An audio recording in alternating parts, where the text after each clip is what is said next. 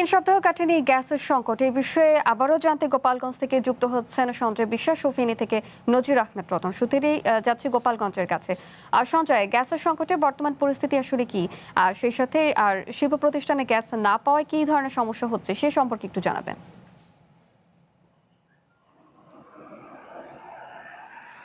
আপনাকে ধন্যবাদ জানাচ্ছি।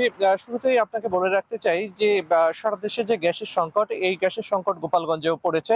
আর এই গ্যাসের সংকটের বেশি কারণ হচ্ছে কি যে গোপালগঞ্জ বা এই অঞ্চলে পদ্মার এপারের মানুষের কাছে কিন্তু পাইপলাইনের মাধ্যমে যে গ্যাস সরবরাহের ব্যবস্থা সেটি কিন্তু নেই। এখানে কিন্তু শিল্প কারখানা থেকে শুরু করে গৃহস্থলী কাজে এবং কি যানবাহনেও আসলে যে গ্যাসের চাহিদা সেটি কিন্তু এলপিজি অথবা বোতলজাত গ্যাসের উপরে কিন্তু মানুষ নির্ভরশীল। আমরা গোপালগঞ্জের যে এলপিজি স্টেশন রয়েছে সেই একটি স্টেশনে রয়েছে, নিকি ফিলিং স্টেশন।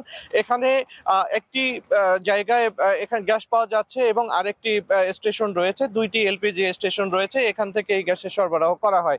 তো তারা আমাদেরকে জানিয়েছে এই মুহূর্তে তাদের গ্যাসের সংকট কিছুটা কমেছে, তবে সরকার নির্ধারিত যে মূল্য সেই নির্ধারিত মূল্যেই তারা গ্যাস পাচ্ছে। আর শিল্প কারখানা এই অঞ্চলে যেগুলো রয়েছে সেখানে গ্যাসের যে চাহিদা সেটি কিছু ক্ষেত্রে ব্যাহত হলেও তারা কিন্তু অন্যান্য যে ব্যবস্থা, আমি আপনাকে আগে থেকে জানিয়েছি যে এখানে গ্যাস লাইনের মাধ্যমে কিন্তু সরবরাহের ব্যবস্থা না থাকার কারণে এখানে সেই বিকল্প যে ব্যবস্থা সেটি কিন্তু প্রত্যেকটা শিল্প কলকারখানায় রয়েছে। সে কারণে কিন্তু তারা বিকল্প ব্যবস্থায় তাদের উৎপাদন কার্যক্রম চালিয়ে যাচ্ছে।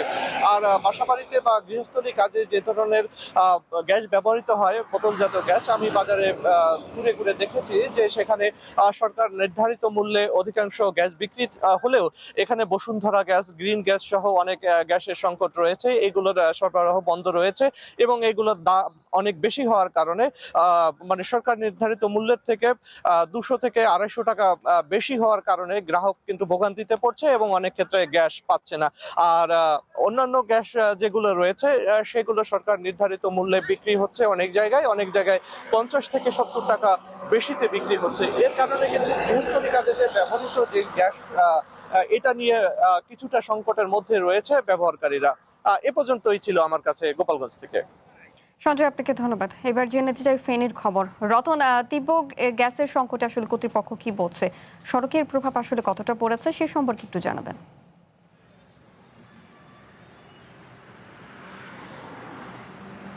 জি শাওন, 6 দিন অবর্ণনীয় দুর্ভোগের পর কিছুটা গ্যাস সরবরাহ কিন্তু স্বাভাবিক হয়েছে। বিশেষ করে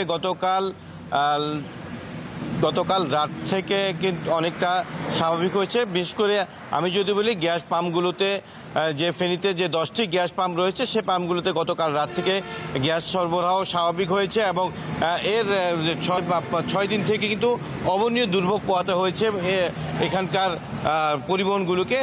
যে 10টি গ্যাস পাম্প রয়েছে প্রতিটি পাম্পে কিন্তু এভাবে অর্থাৎ 2 থেকে 3 কিলোমিটার পর্যন্ত আমরা দীর্ঘ সারি দেখেছি গাড়ি চালকদের। এবং আমি বলে রাখি যে এখানকার একমাত্র গণপরিবহন সিএনজি চালিত অটোরিকশা প্রায় 20,000 রয়েছে। পাশাপাশি যে দূরপাল্লার গাড়িগুলো হচ্ছে তাদেরকে বেশ দুর্ভোগ পোহাতে হচ্ছে। কখনো অর্থাৎ অনেক রাত জেগে 8 থেকে 10 ঘন্টা অপেক্ষার পর তারা কিছুটা গ্যাস পেতেন, অর্থাৎ প্রেশার না থাকলে যখন আসতো তখনই গ্যাস পাম্পগুলো তাদের গ্যাস সরবরাহ করতেন। আমরা এখানকার বাখরাবাদ গ্যাস সিস্টেম লিমিটেডের ম্যানেজার কিরণ পালের সাথে কথা বলেছি। তিনি বলেছেন যে ফেনীতে গ্যাসের চাহিদা রয়েছে 11 মিলিয়ন ঘনফুট, কিন্তু তারা পেতেন 5 মিলিয়ন ঘনফুট, যার কারণে কিন্তু পাম্পগুলো চালানো যেত না। আর বিশেষ করে আরও বেশি দুর্ভোগ করতে হচ্ছে আবাসিক গ্রাহকদেরকে। প্রায় এখানে ফেনী জেলাতে 25,000 আবাসিক গ্রাহক আছে বলে জানিয়েছেন বাখরাবাদ গ্যাস সিস্টেম থেকে। এবং তার যে বিকল্পভাবে আমরা আবাসিক গ্রাহকদের দেখেছি তারা হয়তো লার্কির চুলা, সিলিন্ডার কিংবা অথবা ইলেকট্রিক চুলা জ্বালিয়ে তাদের খাবার রান্না করতেন।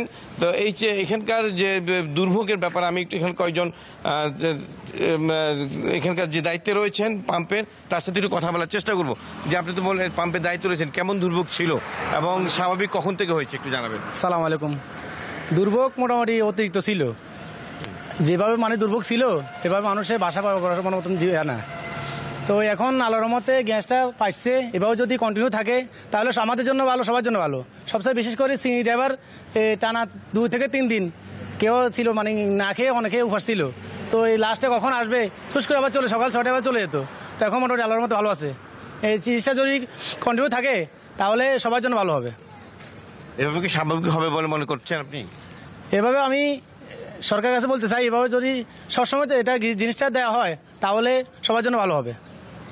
ধন্যবাদ আপনাকে। যেভাবে বলছিলেন গ্যাস পাম্পের একজন দায়িত্বশীল, তিনি বলছেন যে একজন গাড়ি চালককে 2 থেকে 3 দিন পর্যন্ত খেয়ে না খেয়ে কিন্তু গ্যাসের জন্য পাম্পগুলোতে অপেক্ষা করতে হতো এবং অনেকটা স্বাভাবিক হয়েছে, স্বস্তি ফিরে এসেছে।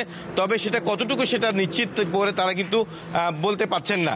তো এখন অনেকটাই বলা যায় ফেনীর যে আবাসিক গ্রাহক এবং পরিবহন চালকদের কাছে স্বস্তি ফিরে এসেছে।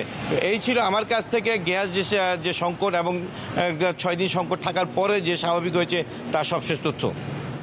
রতন, আপনাকে ধন্যবাদ।